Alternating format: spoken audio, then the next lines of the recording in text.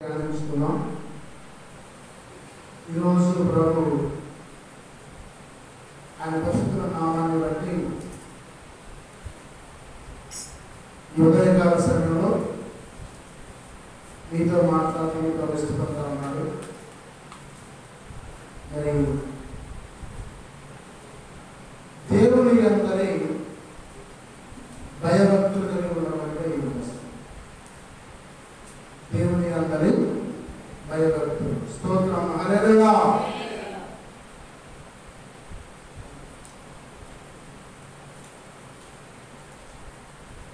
భయము భక్తి అంటే ఏంటి? అసలు భయం అంటే ఏంటి? భక్తి అంటే మరి సామెతల గ్రంథము 14వ అధ్యాయం 27వ వచనాన్ని పరిశుద్ధ నుంచి పరిశీలిద్దాం. సామెతలు 14:27 యెహోవా యందు భయభక్తులు కలిగి ఉండుట జీవపు ఊట. చూడండి, సామెతల గ్రంథము 14వ అధ్యాయం 27వ వచనంలో అట్టివారి పిల్లలకు ఆశ్రయిస్తాను కలదు, యెహోవా యందు భయభక్తులుట జీవపు ఊట. అంటే యెహోవా యందలి భయము భక్తి కలిగితే ధైర్యాన్ని పుట్టించుతాడు, ధైర్యాన్ని పుట్టిస్తాడు. అది మరణపాశంలో నుండి విడిపిస్తుంది. అపాయకరమైన పరిస్థితుల్లో ఉన్నా కానీ దేవుని యందు భయము భక్తి కలిగి ఉంటే ఆయన ప్రేమను బట్టి కృపను బట్టి మరణకరమైన పరిస్థితుల్లో ఉన్నా కానీ దేవుడు తప్పిస్తాడు. కాబట్టి ఆయన యందు భయము భక్తి కలిగి ఉండటము బహుధైర్యాన్ని పుట్టించుతుంది. ఒక చోట ఉంటుంది, భయం లేకపోతే భక్తి లేకపోతే ఈ లోకంలో ఎవరు కూడా సక్రమంగా జీవించలేరని చెప్పి వాక్యం తెలియజేస్తాం. అభిలారా, అసలు భయానికి భక్తికి ఉన్న సంబంధం ఏంటి? దేవుని యందు భయభక్తులు కలవాడు ఒక వ్యక్తి ఉన్నాడు బైబిల్లో, యోబు. యోబు సంగతి ఆలోచించువా, అతడు యథార్థవంతుడును నా యందు న్యాయవంతుడునై దేవుని యందు భయభక్తులు కలిగి చెడుతరమును విసర్జించిన వాడు భూమి మీద ఇతని వంటి వాడెవడను లేదు. యోబు గ్రంథము 2:3 మాట్లాడారు. యోబు గ్రంథము 2వ అధ్యాయము 3వ వచనం. కాబట్టి యోబు అంట ఈ భూమి మీద భయం కలిగి భక్తి కలిగి చెడుతనాన్ని విసర్జించాడు, చెడుతనాన్ని విసర్జించాడు. మరి ఏమిటా భయం, ఏమిటా భక్తి? అయ్యో దేవుడు పడుతుంది, కలుపుపడుతుడు, అపచారం అని చెప్పి లంపనేస్తా ఉంటాడు. భక్తితో భయంతో మరి నీ భక్తి నీకు ధైర్యంగా పుట్టం కదా, నీ నిరీక్షణకు ఆధారం కాదా? నీ యథార్థ ప్రవర్తనకు నిరీక్షణకు ఆధారము కాదా? అంటే నీ భక్తి అనేది నీకు ధైర్యాన్ని పుట్టించాలి, నీ యథార్థ ప్రవర్తనకి ఆధారంగా ఉండాలి. ప్రభు మాట్లాడుతూ ఉన్నాడు. మరి ఈ భక్తి జీవపు ఊట. యెహోవా యందు భయభక్తి కలిగిన జీవపు ఊట.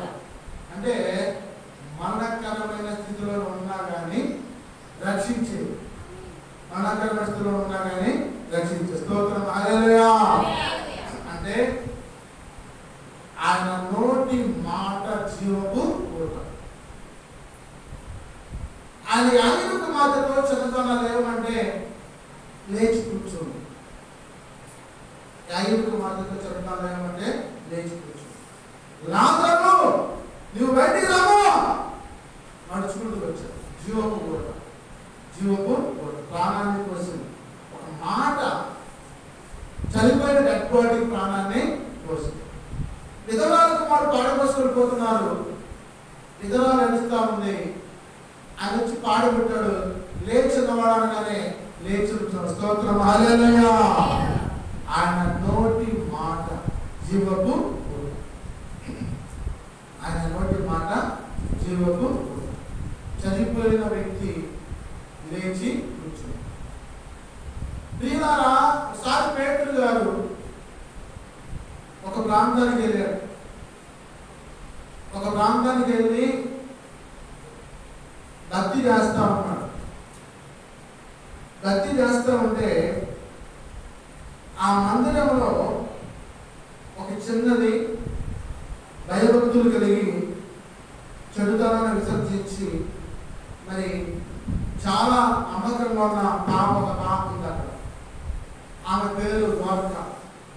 ఆమె పేరు ద్వారక. అనుకోకుండా ఆ పాప చనిపోయింది. అనుకోకుండా ఆ పాప చనిపోయింది.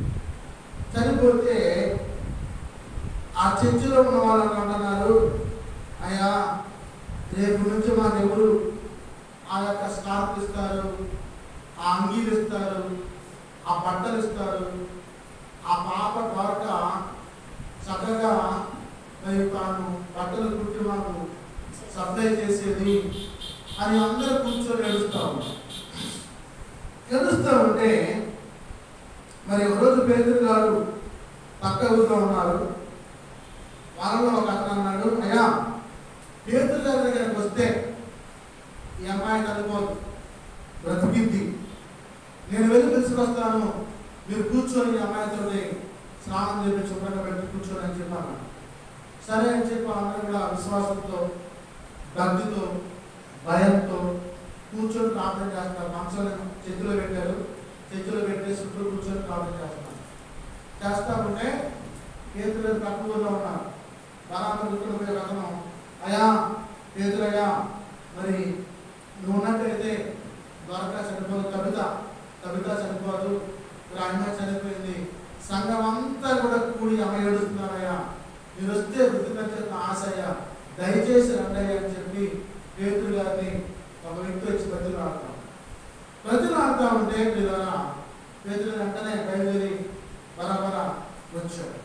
వస్తే మరి వాళ్ళందరూ చూసి పేతురు గారిని చూసి మరి ఏడ్చారు. అయ్యా నువ్వు ఉన్నట్టయితే ఈ పద్దెనిమిది కాదు, మరి ఇప్పుడేమో అమ్మాయి చనిపోయింది, ఎట్టయ్యా మాకు బట్టలు ఎవరు ఇస్తారు, అంగీలు ఎవరు ఇస్తారు, అన్నం ఎవరు పెడతారని చెప్పి పెడతారు.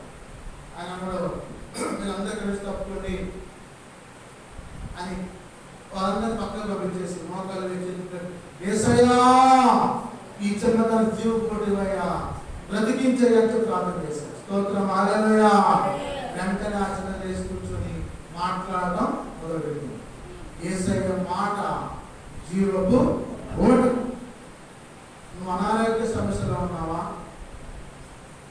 ఆర్థిక ఇబ్బందుల్లో ఉన్నావా, కుదరని రోగంతో బాధపడుతున్నావా, నీ అనారోగ్య సమస్యలకి ఆర్థిక ఇబ్బందులకి యేసయ్య ఒక మాట ఆజ్ఞాపిస్తే నీకున్న సమస్యలు మొత్తం కూడా దేవుడు తీసివేసి నిన్ను మరి ఆయన లేవనెత్తువాడు. స్తోత్రం హల్లెలూయా. కాబట్టి ప్రియులారా, ప్రభు మాట్లాడుతూ ఉన్నాడు వాక్యం ద్వారా. ఆనాడు పేతురు గారి ద్వారా చేసిన క్రియలు ఈ రోజుల్లో కూడా ప్రభు చేస్తాడు. నీ అంత విశ్వాసం ఉంటే, నీకు నమ్మకం ఉంటే, నీకు విశ్వాసం ఉంటే, నీకు ఆయన ఎంత ప్రేమ ఉంటే, భయం ఉంటే, భక్తి ఉంటే, ఆయన ప్రతి కార్యాన్ని కూడా చేసి నిరూపించే దేవుడు. కాబట్టి ఆయన మాట అంట జీవపు ఊట. రెండవ మాట చెప్తాను. సామెత గ్రంథము 1వ అధ్యాయము 7వ వచనం. సామెతలు 1:7. యెహోవా యందు భయభక్తులు కలిగి ఉండుట తెలివికి స్తోత్రం, హల్లెలూయా. అక్కడేమో జీవపు ఊట అన్నాడు, ఇక్కడేమో తెలివికి మూలం అన్నాడు. అప్పుడేలా ప్రభు మాట్లాడుతూ ఉన్నాడు, ప్రభు తెలియజేస్తా ఉన్నాడు. మరి ఆయన మాటలు యెహోవా యందు భయభక్తులు కలిగి ఉంటే నీకు తెలివికి, మూర్ఖుల జ్ఞానం ఉపదేశమును తిరస్కరించు. స్తోత్రం, హల్లెలూయా.